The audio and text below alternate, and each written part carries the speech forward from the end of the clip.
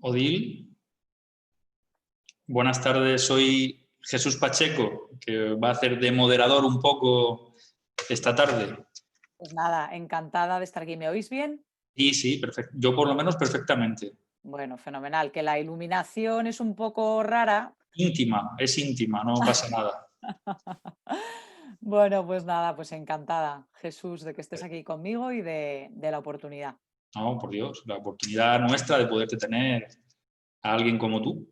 Qué pena no poder estar en vivo y en directo, ¿eh? Pero hay que ver, el Sin duda. bicho este nos tiene locos a todos. Mm. Y además aquí estamos pasando ahora un tiempo un tanto regular, porque la vez anterior afectó muy poquito en nuestra tierra y estábamos menos hechos a la situación que estamos viviendo ahora. Y, bueno, se vive con más incertidumbre. Sí, efectivamente, en Guadalajara igual, ¿eh? Nosotros no dio muy fuerte la primera vez y esta vez parece que está, bueno, pues eso, Sí. a ver qué pasa. Bueno, a ver si la gente va entrando poco a poco, que Muy bien. veamos. Es que yo estaba esperando en el enlace Sí, y salía el típico cartelito este de a la espera de que le permita entrar el sí. hospedador.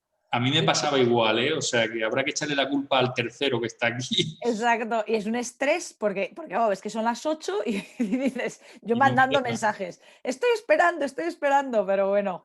No, pero a las 8 en punto nos han dejado pasar. Sí, eso es verdad, eso es verdad. Bueno, tuve el otro día el enorme placer de verte por la televisión. Saliste en el programa En Cuarto Milenio. Ah, ya. Bueno, eso era una entrevista que me grabaron hace 4 años, yo creo que No, fue. vamos, no lo sé, porque fue coincidencia de iba y bueno, Odil Rodríguez de la Fuente. Y dije, vaya, digo, con esta chica tengo yo algo que ver esta semana. Ya, desde luego, las cosas de la vida. Pero bueno, sí, es un tema que a mí, la verdad es que no me interesa demasiado porque me parece que remover algo que no nos va a traer ninguna claridad y lo que hay que Claro, hacer es hablar de mi padre, lo que nos dejó, ¿no? Su legado, su efectivamente. vida. Efectivamente, sí, Si el sí, sí. otro no te lo va a devolver. Total. Por eso, entonces, No, eso si no es uno que ya ha sea. pasado el Me periodo de llamaron, duelo, me llamaron para que interviniese y dije que no me interesaba hablar de ese tema. Pero bueno, sacaron una entrevista de hace 4 años y bueno, pues en fin, ¿qué vamos a hacer? Oye, Jesús, tú eres del ayuntamiento entonces. sí, soy concejal o teniente alcalde de Cultura y Recuperación del Patrimonio. Oye, qué honor, ¿No? fíjate, es que Siempre. como te veo con todas las banderas, digo, bueno, tienes que Porque ser como estoy mínimo. todavía en mi despacho y entonces tengo las banderas, un montón de papeles por aquí, así, por todo este sitio Sí, sí, y el sí. mapa de mi municipio aquí que le tengo mucho Bueno, cariño. ¿y el escudo de tu municipio El también? escudo también. Esto desde Sí, que me hicieron concejal me lo pongo, muy porque bien, muy al final bien. es un honor que te dan los ciudadanos de poder Claro, representarles claro.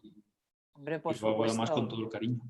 Claro. Bueno, oye, pues mira, no sabía que ibas a ser. A mí solamente me han dado tu nombre, pero Pues, no sabía quién eras. Y entonces, bueno, de pues mira. todas formas, soy concejal a media jornada. Bueno, como Trabajo casi todos los verdaderos políticos, que es lo que digo yo, los que lo hacen por vocación. que lo Sí, demás soy bueno, del mundo del sector turístico, he sido director de un hotel mucho tiempo, profesor de la universidad también, de turismo, de relaciones internacionales, en fin, fíjate, de fíjate. distintas áreas. Pero un día me llamaron, de hecho me lo pusieron muy complicado, porque me dijeron, deja de pedirnos cosas y ven y hazlas. Y entonces se hace complicado. Es No decir, que, podías decir que no, claro. claro, se hace muy complicado. Todo el día pidiendo, es como, pues, ala, venga. Y dijeron, venga, y aquí estamos. Bueno, pues hijo, te ha tocado una temporada, una época, qué pobrecito. Complicada. Madre de Dios, y encima el Pero, mundo del turismo y todo, Jesús. pero, en fin, también, mira, ahora mismo el mundo del turismo es muy importante, pero el mundo de la cultura es el que me tiene más preocupado porque la situación no se da cuenta la gente que detrás de la cultura hay cientos, miles de personas que viven. Detrás del turismo lo tenemos como obvio, es la principal industria del país, son empresas más grandes o más pequeñas, pero detrás del mundo de la cultura es que Total. no quieren confinar territorios, pero están confinándose sectores y el sector de la cultura es un sector que está confinado. O sea, no pueden hacer actividades, no se pueden hacer cosas. Y aquí estoy luchando mucho pues, por intentar sacar adelante cualquier tipo de acto, de espectáculo, todo lo que sanitariamente me dejen con los protocolos, que además me los ponen muy difíciles, porque me dicen lo que para el mundo es una recomendación, para ti es una obligación. Y jolín, me lo ponen más complicado, pero bueno, ahí vamos, estamos intentando sacar las cosas adelante, sobre todo por la cantidad de gente que trabaja, que vive de esto y que cuando lo volvamos a necesitar no los vamos a tener. O sea, es Total, que total. Y aparte cuando que la llegue el momento... cultura es el denominador de la sociedad, o sea, es que realmente es la sangre de la sociedad y si nos quitan Y la es lo que cultura, seguramente, y no lo sé, nos diferencia de los animales. pues sí, Es ese ser efectivamente. capaces de transmitirnos ese conocimiento, ese saber por algo más allá de los genes, ¿no? Y a la vez ser capaces de crear la mayor belleza en cualquiera de las cosas que el ser humano tenga posibilidad. Quiero decir, si es con materiales, escultura, pintura, si es con sonido, la música, en fin, es eso que nos Sí, sí. hace o nos acerca a la divinidad. Sí, sí, efectivamente. Una pregunta, Jesús. Ujú. Entonces, ¿cómo vamos a orientar esto? ¿Qué idea Pues tienes tú? como tú quieras. O sea, en principio, lo normal es que tú puedas hablar y contarnos un poco, pues desde el libro último este que sacaste, ¿no? A cualquier otra cosa que te apetezca hablar, tuya a nivel personal, quién es Odile a nivel personal o del legado de tu padre. Y ya después dejamos si hay alguien que quiera hacer alguna pregunta, alguna cuestión, y si no, pues ya te haré yo alguna. Ah, vale, es lo que te iba a decir, Ujú. porque, bueno, yo por supuesto a mí, ¿quién era el que decía, yo vengo a hablar de mi libro? ¿Quién era Umbral, Paco Umbral. Umbral, Umbral, qué gracioso.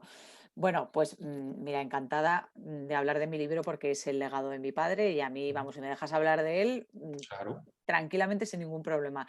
Pero sí que me gustaría también, aunque la gente no mande preguntas, pues que hagamos algún tipo de diálogo, porque es una pena al final estar dos y que No, esté yo claro. aquí hablando y hablando, ¿sabes?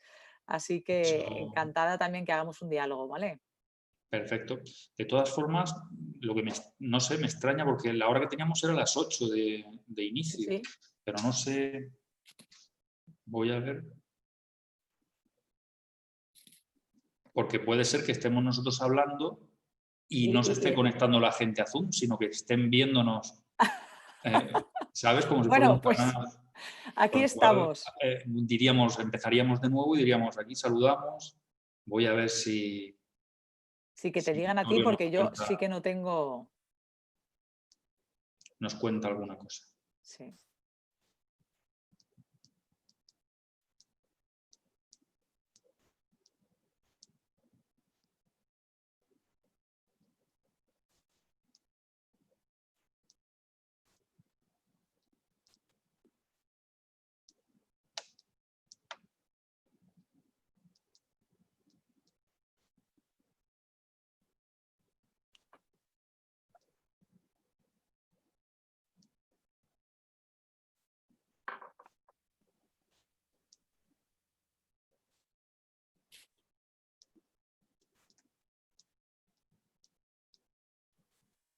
Uy, me está diciendo Dime, Gaby que estamos en vivo. ¿lo O sea, ves? que nos está viendo todo el mundo. Pues Y nosotros, entonces nosotros aquí callados, Jesús. pues vamos, Bueno, es me lo que estaba parto. yo en ello. Aquí está, se Mira, está emitiendo por internet ya. Pues bueno, como no hemos venga. dicho nada inconveniente ni nada más, Bueno, simplemente menos mal que no nos hemos puesto a hablar de nuestras claro, intimidades. Pues mira, vamos a hablar si nos está viendo alguien, de lo que sí, realmente interesa. lo que hemos comentado. Vamos entonces, como te he dicho, que nos comentes tú sobre el libro y tengamos un poquito ese Venga. desarrollo. Venga, fenomenal. Pues efectivamente, coincidiendo además con el inicio del estado de alarma, que también es paradójico, ¿no? Porque sacamos el libro a finales de febrero y vamos a hacer la presentación oficial en Madrid el 13 de marzo. Y el 14 de marzo es cuando se cumple el aniversario del fallecimiento de mi padre, que se cumplen este año, se han cumplido 40 años desde que nos dejó. Él falleció el 14 de marzo de 1980.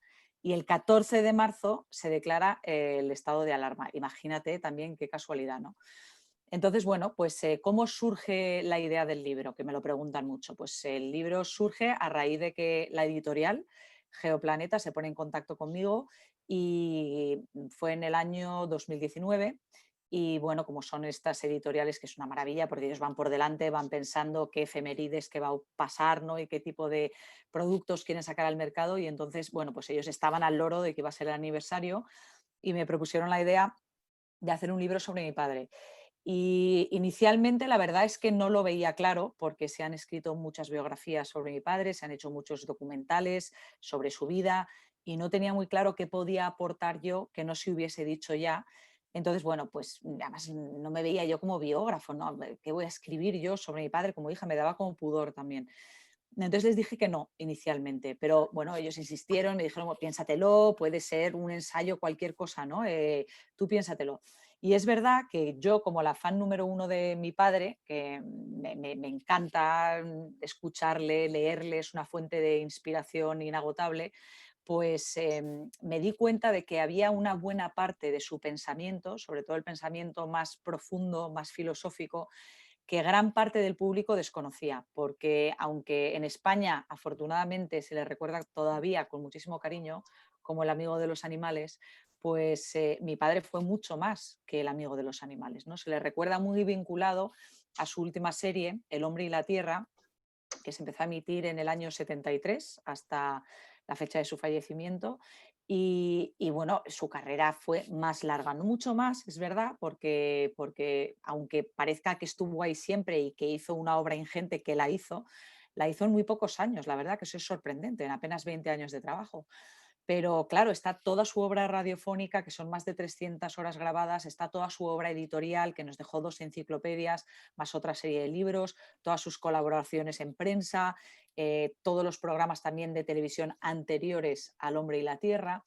Entonces, bueno, pues me propuse el reto de meterme en vena toda la obra de mi padre, que ya es, porque es una barbaridad, es muchísimo, y tratar de extraer un poco los ejes que conformaban tanto el carácter de mi padre como la filosofía que tenía sobre la vida. Que por qué Félix Rodríguez de la Fuente nos reconectó con la naturaleza, ¿no? ¿Qué era lo que le hacía a él vibrar y qué le inquietaba acerca de la relación del hombre y la tierra? Y bueno, pues primero empecé con un esquema con muchísimos epígrafes, te puedes imaginar, porque habló de lo divino y de lo humano, y luego fui poco a poco condensando en 10 capítulos que conforman estos 10 ejes. Y finalmente, bajo este paraguas, pues extrayendo citas de toda la obra de mi padre que encajaran bajo estos ejes.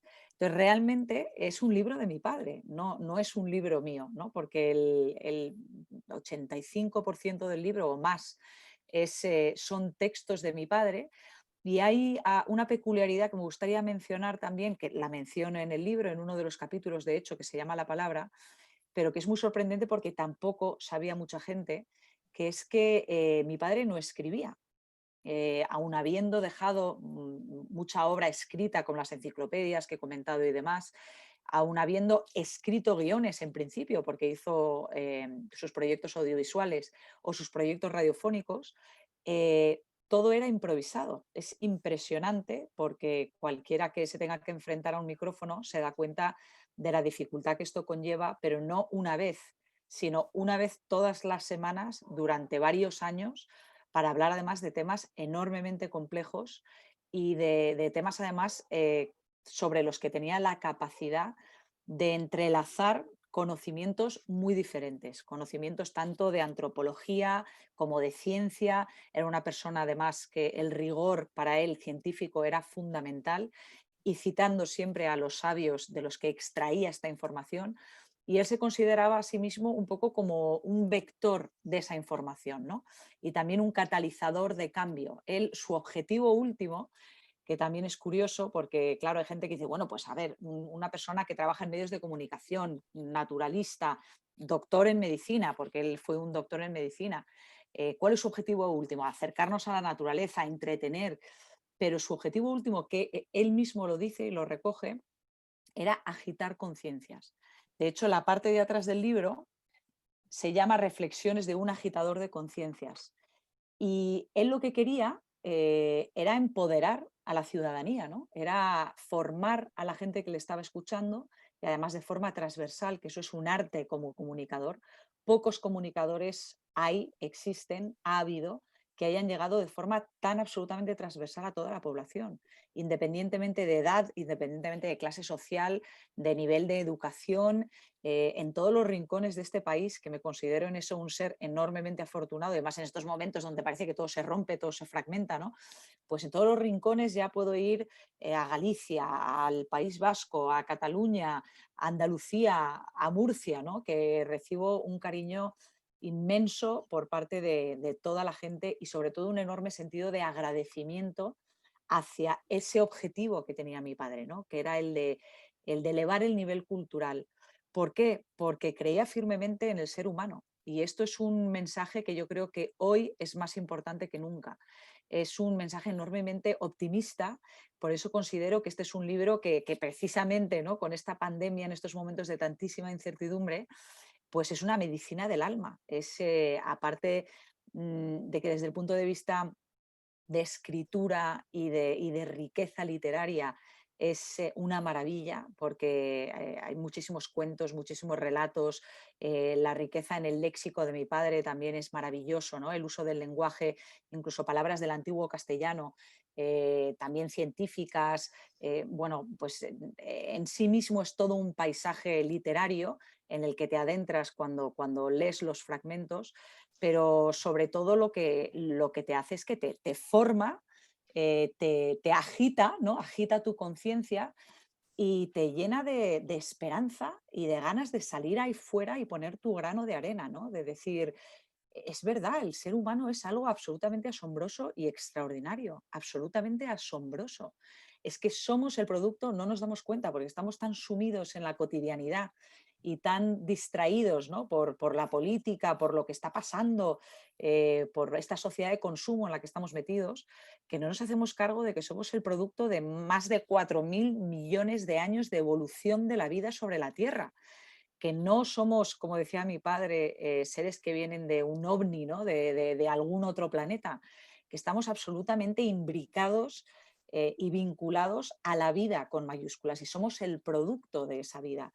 Pero además la vida, como tú decías, la única especie que sepamos hasta el momento que hace uso de la palabra, ¿no? Del verbo, de esa capacidad extraordinaria para comunicarnos, capacidad reflexiva, de conciencia, y eso nos otorga, desde luego, un enorme don, pero una grandísima responsabilidad. Y yo creo que la parte de responsabilidad nos la hemos ido olvidando un poquito, ¿no? Yo creo que esto es un poco, en muchísimos sentidos, una carrera y una carrera ciega, también, como digo, con una enorme pérdida de perspectiva de cuál es nuestro rol y cuál es nuestro lugar en la existencia y en el teatro de la vida. Y claro, tener este don tan maravilloso pues nos hace también responsables de, primero, asegurar la supervivencia de nuestra especie, porque en este momento que nos ha tocado vivir, pues sería muy egoísta que no pensásemos en las futuras generaciones, ¿no? Y que no les legásemos un mundo como mínimo como nosotros lo hemos recibido, que mira que ya lo hemos recibido mal. Pero es que el paso al que estamos causando una destrucción del medio pues es cada vez más rápido, ¿no? Y en una generación realmente el impacto que hemos causado sobre el planeta yo creo que era inimaginable pues hace 200 años que esto sería posible. Pero ahora sí que cobramos también ese sentido de límites, ¿no? Ese sentido de que, ostras, pues es que el planeta está limitado, los recursos están limitados, el aire, el océano nos devuelve toda la basura y todas las malas conductas que nosotros tenemos hacia lo Que que nos estamos llevando rodea. a cabo. Ujú. Exacto, eso nos lo devuelve porque estamos en un mismo planeta. Y Pero, Odil, perdona, perdón, ¿y qué era Jesús. lo que le inquietaba a tu padre? Porque has comentado al principio que el libro, una de las cosas que trataba era de las cosas que le inquietaban a Félix. ¿Qué le Sí. inquieta a Félix? Pues mira, para mí uno de mis capítulos favoritos del libro es precisamente el central, ¿no? Creo que es el capítulo quinto de 10 capítulos y que he llamado La soledad del hombre. Y es sumamente interesante, bueno, porque es muy filosófico y habla de ese gran mal que tenemos todos los seres humanos prácticamente, que es que cuando estamos verdaderamente solos o cuando nos enfrentamos a algo tremendo en nuestras vidas, ¿no? Como puede ser pues la muerte o la muerte de un ser querido, algo realmente, una crisis, ¿no?, existencial, muchos de nosotros sentimos un enorme vacío. Y en ese sentido, pues están desde las búsquedas espirituales a otro tipo de cosas con las que queremos darle un sentido a nuestras vidas.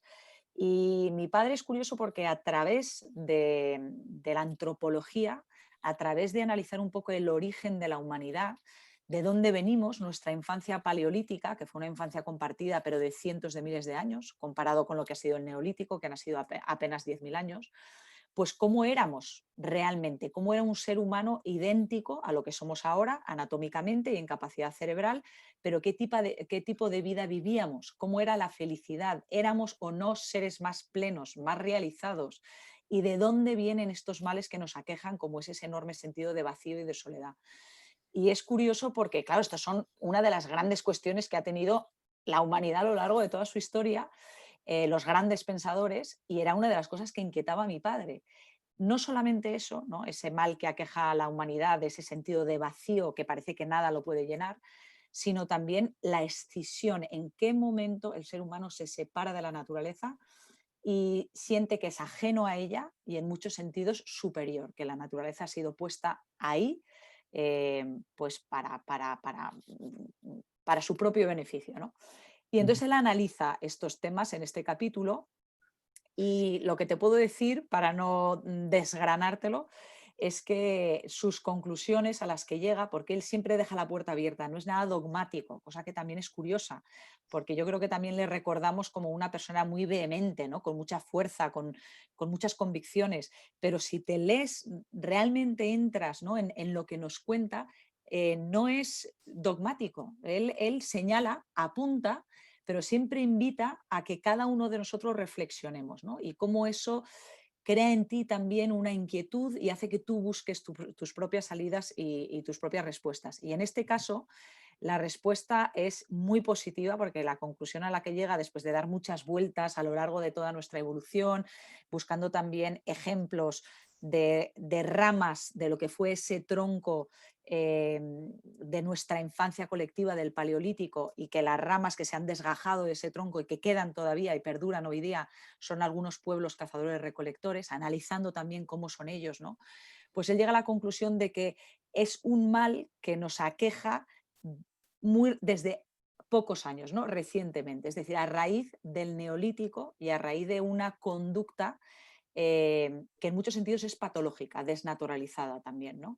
Pero que el ser humano por naturaleza es un ser absolutamente pleno, con todas las oportunidades para realizarse completamente y para ser feliz, y con unos dones absolutamente extraordinarios para poder llevar a cabo esta empresa vital, propia en cada una de nuestras vidas, que es el de ser más felices. Y con ello elevar el nivel cultural colectivamente y ser cooperativo, y muchísimos otros aspectos que nos caracterizan también a nuestra especie, las partes buenas, ¿no? Ujú. ¿Y qué más nos faltaría entonces por ver a la humanidad, al ser humano, para empezar a concienciarnos de verdad de este problema, de ese problema del vacío que nos autogeneramos, del daño que le estamos haciendo a la naturaleza, al medio ambiente, a lo que nos rodea? Bueno, pues es difícil, claro, porque ojalá fuera yo el oráculo de Delfos y pudiese decirte, ¿no?, qué más nos hace falta. Pero muchas veces lo grande está también en lo pequeño. Realmente en una célula casi hay un universo, ¿no? Y lo que está arriba está abajo, como dijeron también grandes sabios. Entonces, en la vida de una persona, de una sola persona, se podría asemejar también a las etapas por las que ha pasado y las que está pasando por la humanidad.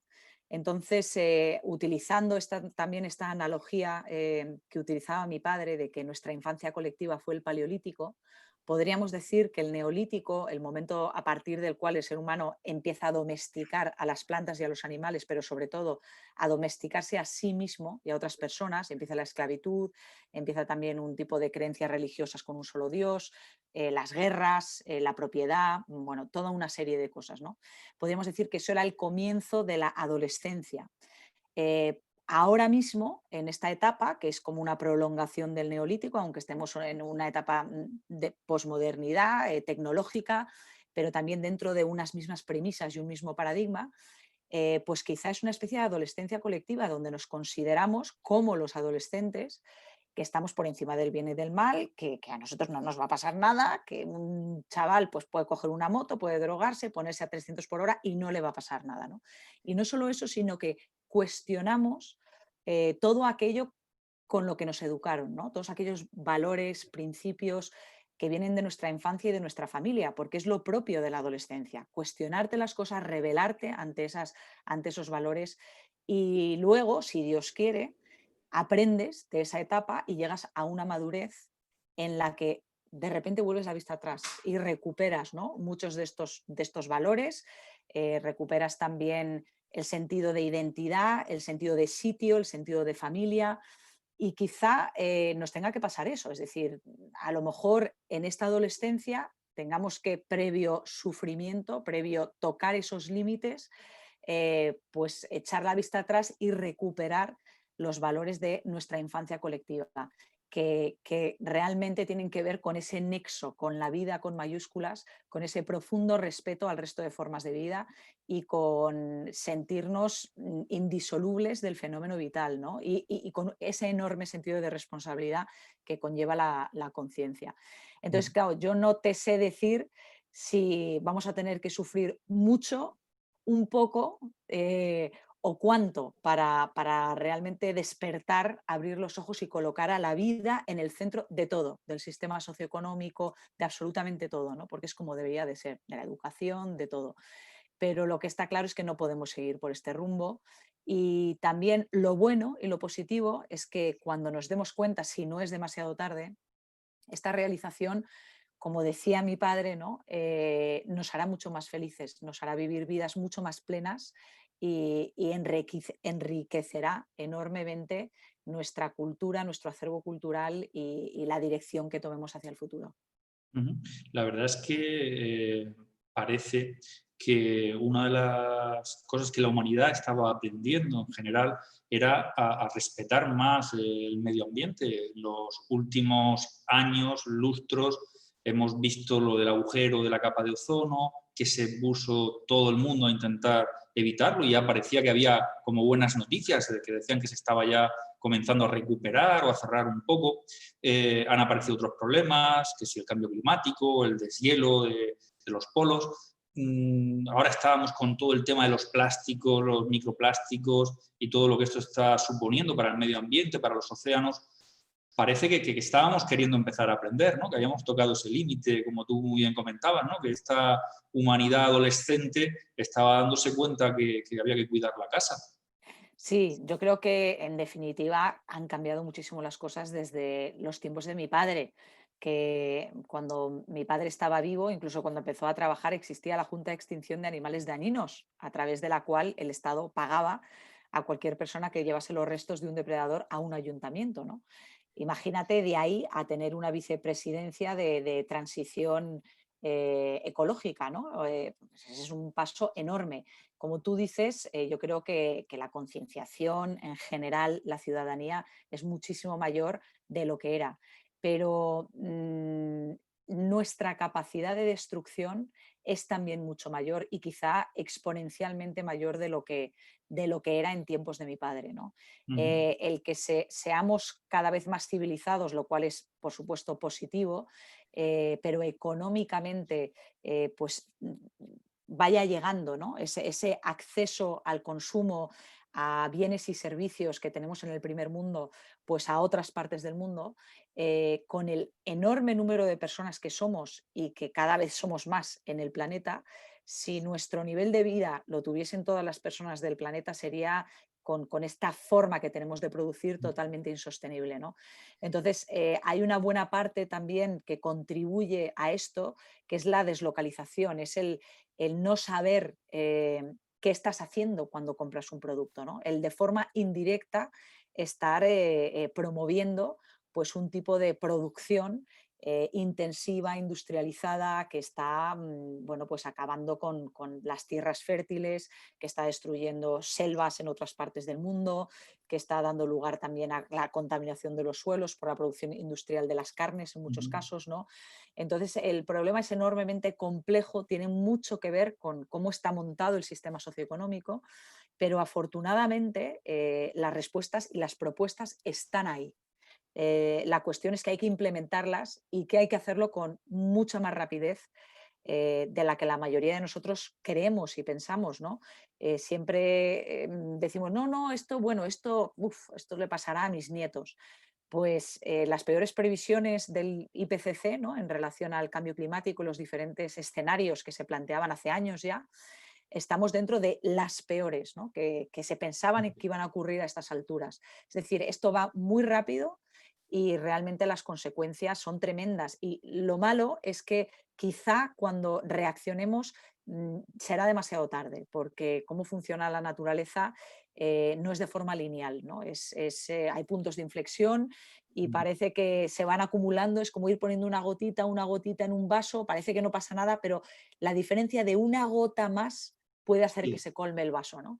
Entonces estamos ahí, estamos cerca de esos Sí, puntos de de llegar a ese inflexión. punto de no retorno, donde ya Exacto, hagamos lo que hagamos, no tendrá exacto. solución. Y Y sobre todo de, de forma unificada, que eso es un mensaje muy importante también, ¿no? Esto no es cuestión política, no es cuestión de partidos, es un poco como el COVID, ¿no? Si esto nos está dando una lección, es una lección de humildad ante todo, de que por muy poderosos que nos consideremos y pues eso, ¿no? Científica, tecnológicamente, en todos los sentidos, económicamente, en el fondo no somos nada, porque una cosa tan microscópica que ni siquiera tiene vida como es un virus puede poner en jaque absolutamente todo. Entonces, primero una lección de humildad y segundo una lección de unidad.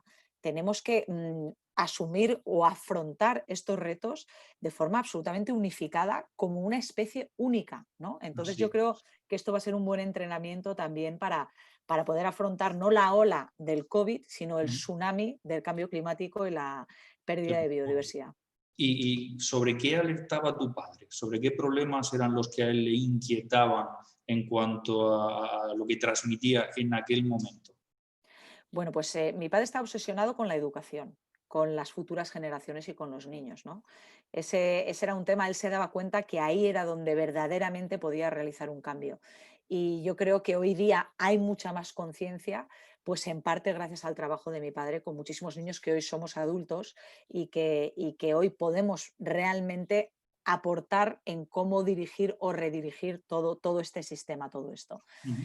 Aparte de eso, de cara a nosotros, a la humanidad, yo creo que en la naturaleza le inquietaba la pérdida de biodiversidad, por supuesto, que ahora mismo estamos sumidos en una sexta extinción masiva. Es tremendo, ¿no? Ya han sacado informes desde la ONU recientemente sobre la pérdida catastrófica de biodiversidad.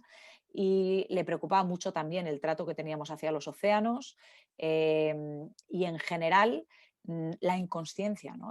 Por eso él estaba obsesionado con formar, ¿no? Formar a la gente, elevar ese nivel de sensibilidad y de conciencia y abrir los ojos de la gente a coger las riendas de su vida personalmente y colectivamente, bueno, pues de toda la gente junta y todos a uno.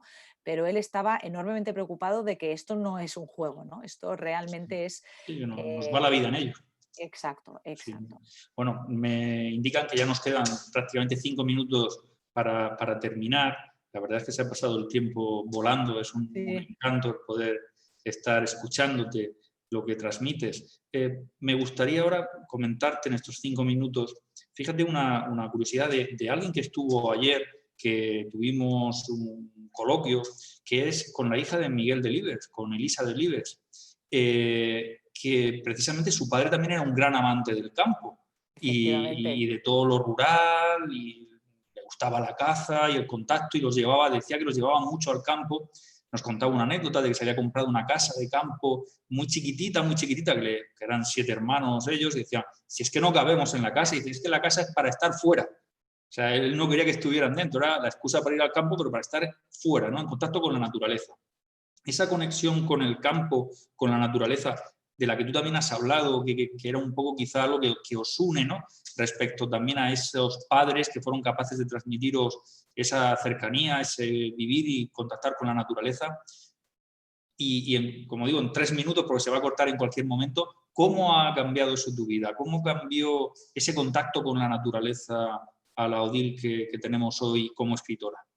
Bueno, absolutamente. De hecho, yo es que no podría entender la vida si no estuviese en íntimo contacto con la naturaleza. Yo vivo en una casa, en un pueblo de la provincia de Guadalajara, y para mí es una necesidad vital el pisar tierra, no cemento, tierra, el poder oler los olores del campo, el poder percibir el cambio de las estaciones y el poder mirar arriba y ver las estrellas, algo tan elemental como eso, ¿no? Poder oír a los pájaros. A mí es que me hace sentirme cobijada, ¿no? Antes que hablábamos de la soledad del hombre. A mí la naturaleza me acoge, me recoge y me sorprende y me asombra y me da absolutamente todo. Y me da sobre todo ese profundo e insondable sentido de identidad, de sentir que pertenezco a algo mucho mayor que yo misma, ¿no? Que es este milagro de la existencia y que va más allá incluso de la vida, ¿no? Que es el universo y de lo que apenas entendemos nada. Pero estar en contacto con eso te transmite ya una sabiduría, te transmite algo difícil de definir con palabras, que en mi caso por lo menos te digo que si no tuviese ese contacto me marchitaría como una flor cortada o fuera del agua, ¿no? Si la tienes en un vasito con agua, porque es una necesidad vital para mí y lo recomiendo encarecidamente a toda la gente que reconecte porque te da todo. La verdad es que es una sensación, ¿no? Lo que transmite es parecida a la que, además, ahora que hemos celebrado hace poco también aniversario relativo a la llegada del hombre a la Luna, de esos astronautas que volvieron traumatizados por lo que habían visto, ¿no? Esa toma de conciencia de lo pequeño que es el ser humano y lo grande que es el universo y lo importante que es nuestra Tierra, ¿no? Ese punto azul que transformó la vida de casi todos los que han tenido la oportunidad de verla desde fuera, ¿no? Sí, efectivamente, y muchos de ellos en un sentido muy trascendental Sí, sí, también, sí, ¿no? por eso. Sí, sí, sí. Bueno, pues no hace falta irse a la luna, ¿eh? No, También lo digo. tú acabas de dar fe de que no hace falta irse a la Luna. Exacto, si es que está ahí mismo, tampoco hace falta irte al Amazonas, ¿no? Es que lo tenemos ahí mismo, solamente hay que dejarse abrazar, ¿no? Por la naturaleza y dejar que la naturaleza nos salve a nosotros y no nosotros a ella. Pues muchísimas gracias. Yo creo que con eso deberíamos de concluir ya este minuto que nos queda, el que nos dejemos abrazar por la naturaleza. Nosotros aquí en Murcia tenemos la suerte de tener un lugar que permite acercarse con facilidad a esa naturaleza. En toda nuestra región, quizá quitando la nieve, que es lo más raro que tenemos aquí para ver, podemos disfrutar de todo lo demás y sin duda pues tenemos esa suerte de tenerla muy cerca para poderla disfrutar. A ver si entre todos fuéramos capaces de cuidarla y de conectar con ella como tú nos recomiendas que lo haga, como lo hizo tu padre y como al final, pues como seres humanos creo que tendremos que, y muy bien lo decías, que entrar en ese juego, porque si no el juego nos sacará del tablero. Exacto. Bueno, pues fantástico, Jesús. Te agradezco muchísimo a Exlibris, a la organización, a los que nos han seguido y se me ha olvidado poner el libro, por Dios, que se llama Félix, un hombre en la Tierra, editado por Geoplaneta. Y nada, un placer, como siempre, ¿no? Todo lo que sea compartir inquietudes y además con gente afín, pues es una maravilla. Muchísimas gracias. Muchísimas gracias a ti, Odil. A ti, Jesús.